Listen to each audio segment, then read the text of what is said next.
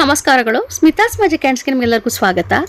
ನೋಡಿ, ಯುಗಾದಿ ಹಬ್ಬ ಬಂದೇ ಬಿಡ್ತು. ಯುಗಾದಿ ಹಬ್ಬ ಅಂತಂದರೆ ನಮಗೆ ಏನೆಲ್ಲ ವಿಶೇಷತೆಗಳು ಅಂತಂದರೆ, ಬಾಗಿಲಿಗೆ ತೋರಣವನ್ನು ಕಟ್ಟುವಂಥದ್ದು, ಹಾಗೆ ರಂಗೋಲಿ ಹಾಕುವಂಥದ್ದು, ಹಾಗೆಯೇ ಅಭ್ಯಂಜನ ಸ್ನಾನ ಬಹುಮುಖ್ಯವಾಗಿರುವಂಥದ್ದು. ನಂತರದಲ್ಲಿ ಮನೇಲಿ ಎಲ್ಲರೂ ಕೂಡ ಸೇರಿ ಆ ಒಂದು ಪೂಜೆ ಮಾಡಿಕೊಂಡು ನಂತರದಲ್ಲಿ ಚಂದ್ರದರ್ಶನ ಮಾಡಿ ಬೇವು ಬೆಲ್ಲವನ್ನು ಹಂಚಿ ನಾವು ಕೂಡ ಪ್ರಸಾದವಾಗಿ ತೆಗೆದುಕೊಳ್ಳುವಂಥದ್ದು. ಇದು ಕೂಡ ವಿಶೇಷತೆ. ಹಾಗೆ ಪಂಚಾಂಗ ಪಠಣ, ಇದೆಲ್ಲ ನಮಗೆ ಯುಗಾದಿ ಹಬ್ಬದಲ್ಲಿ ತುಂಬ ವಿಶೇಷತೆ.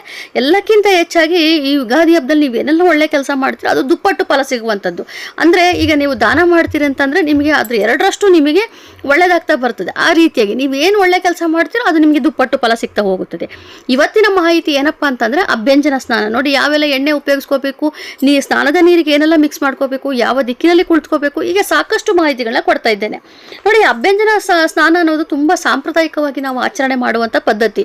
ಪ್ರತಿಯೊಬ್ಬರು ಕೂಡ ಯುಗಾದಿ ಹಬ್ಬದಲ್ಲಿ ಎಣ್ಣೆ ಸ್ನಾನವನ್ನು ಮಾಡಿಕೊಂಡು ನಂತರದಲ್ಲಿ ಪೂಜೆ ಮಾಡ್ಕೊಳ್ಳೋದು ತುಂಬಾ ವಿಶೇಷವಾಗಿ ಮಾಡುವಂಥದ್ದು. ಇದು ಯಾವ ರೀತಿ ಮಾಡಬೇಕಪ್ಪ ಅಂತಂದರೆ, ಮೊದಲು ನಾನು ನಿಮಗೆ ಎಣ್ಣೆ ಬಗ್ಗೆ ತಿಳಿಸ್ಕೊಟ್ಬಿಡ್ತೇನೆ. ಎಣ್ಣೆ ಇದು ಏನಪ್ಪ ಅಂತಂದರೆ, ಯಾವೆಲ್ಲ ಎಣ್ಣೆ ಅಂತಂದರೆ ಹರಳೆಣ್ಣೆ, ಕೊಬ್ಬರಿ ಎಣ್ಣೆ, ಎಳ್ಳೆಣ್ಣೆ, ಈ 3 ಎಣ್ಣೆ ನಮಗೆ ತುಂಬಾ ಒಳ್ಳೆಯದು.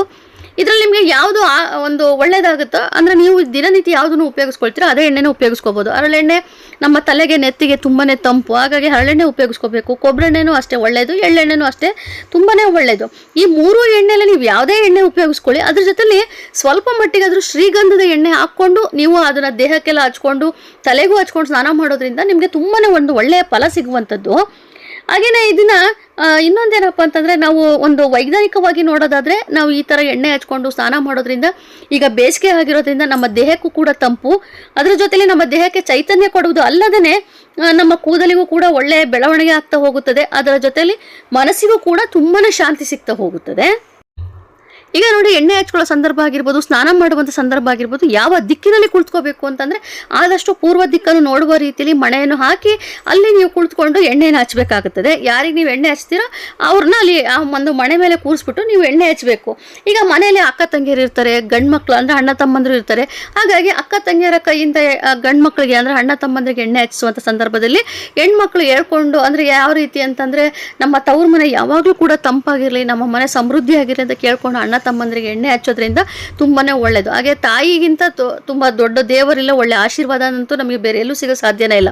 ಹಾಗಾಗಿ ತಾಯಿನೂ ಅಷ್ಟೇ ಮಕ್ಕಳಿಗೆ ಹಚ್ಚುವಂಥ ಸಂದರ್ಭದಲ್ಲಿ ನಮ್ಮ ಮಕ್ಕಳ ಆರೋಗ್ಯ, ಆಯಸ್ಸು ಎಲ್ಲವೂ ಕೂಡ ಹೆಚ್ಚಾಗಿ ಸಿಗಲಿ ಅಂತ ಕೇಳಿಕೊಂಡು ನೀವು ತಲೆಗೆ ಎಣ್ಣೆ ಹಚ್ಚಿ ದೇಹಕ್ಕೆ ಎಣ್ಣೆ ಹಚ್ಚೋದ್ರಿಂದ, ಅದರಲ್ಲೂ ಎಸ್ಪೆಷಲಿ ತಲೆಗೆ ಮತ್ತು ಬೆನ್ನಿಗೆ ನೀವು ಚೆನ್ನಾಗಿ ಕೈಯಿಂದ ಸವರಿ ಹಚ್ಚೋದ್ರಿಂದ ನಿಮ್ಮ ಮಕ್ಕಳ ಕೂಡ ತುಂಬಾ ಅವರ ಬೆಳವಣಿಗೆ ಚೆನ್ನಾಗಿ ಆಗ್ತಾ ಹೋಗುತ್ತದೆ.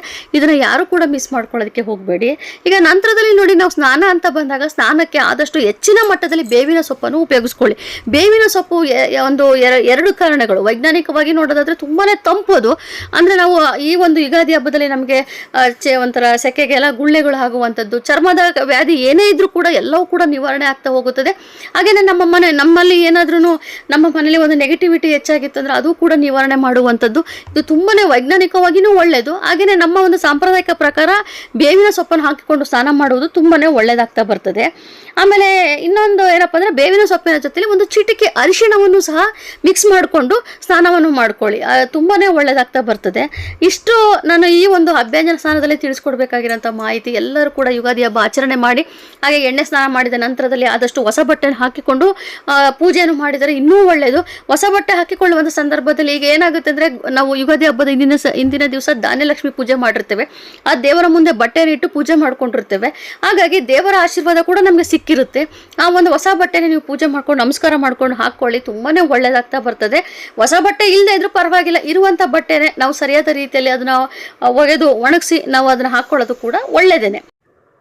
ಇನ್ನು ನೋಡಿ, ನಾವು ಸ್ನಾನ ಮಾಡುವಂಥ ಸಂದರ್ಭದಲ್ಲಿ ಹೇಳಿಕೊಳ್ಳುವಂಥ ಒಂದು ಪವಿತ್ರವಾದ ಮಂತ್ರ ಏನಪ್ಪ ಅಂತಂದರೆ, ಅದು ಅಭ್ಯಂಗ ಸ್ನಾನ ಮಂತ್ರ ಅಂತೇಳಿ ಹೇಳಲಾಗುತ್ತದೆ. ಈ ಅಭ್ಯಂಜನ ಸ್ನಾನ ಮಂತ್ರ ಯಾವ ರೀತಿ ಅಂದರೆ, ಗಂಗೆ ಚ ಯಮುನೆ ಚೈವ ಗೋದಾವರಿ ಸರಸ್ವತಿ ನರ್ಮದೇ ಸಿಂಧು ಕಾವೇರಿ ಜಲಸ್ಮಿನ್ ಸನ್ನಿಧಿಂ ಕುರು. ಇದರ ಅರ್ಥ ಏನಪ್ಪ ಅಂತಂದರೆ, ನಾವು ಭಾರತದಲ್ಲಿರುವಂಥ ಪವಿತ್ರ ನದಿಗಳನ್ನು ಕೂಡ ಆಹ್ವಾನ ಮಾಡಿಕೊಂಡು ನಾವು ಸ್ನಾನ ಮಾಡ್ತಾ ಇದ್ದೇವೆ ಅಂತೇಳಿ ಅದರ ಅರ್ಥ. ಗಂಗಾ, ಯಮುನಾ, ಗೋದಾವರಿ, ಸರಸ್ವತಿ, ನರ್ಮದಾ, ಸಿಂಧು, ಕಾವೇರಿ ಎಲ್ಲ ನದಿಗಳ ಒಂದು ಪವಿತ್ರ ಶಕ್ತಿಯು ಆ ನೀರಿನ ನೀರಿನಲ್ಲಿ ಇರುತ್ತದೆ. ಹಾಗೆ ನಾವು ಆ ನೀರಿಂದ ಸ್ನಾನ ಮಾಡೋದ್ರಿಂದ ನಮಗೆ ಎಲ್ಲ ರೀತಿಯಲ್ಲಿ ಒಳ್ಳೆಯದಾಗುತ್ತೆ ಅನ್ನೋ ಒಂದು ಭಾವನೆಯಿಂದ ನಾವು ಆ ಒಂದು ಮಂತ್ರವನ್ನು ಹೇಳ್ಕೊಂಡು ಸ್ನಾನ ಮಾಡೋದ್ರಿಂದ ನಮಗೆ ತುಂಬಾ ಒಳ್ಳೆಯದಾಗ್ತಾ ಬರ್ತದೆ.